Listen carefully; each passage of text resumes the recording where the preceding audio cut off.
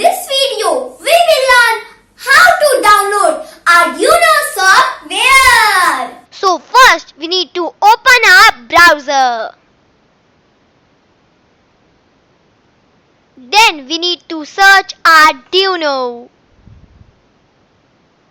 Now click on the home page of Arduino.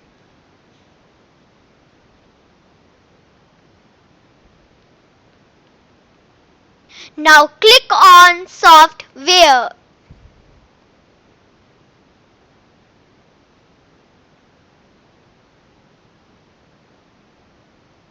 Now go to Downloads. Now choose the laptop that you are using.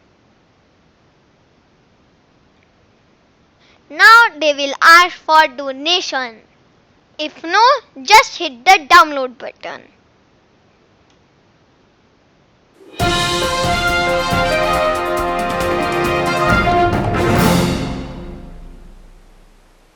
Now click on the file.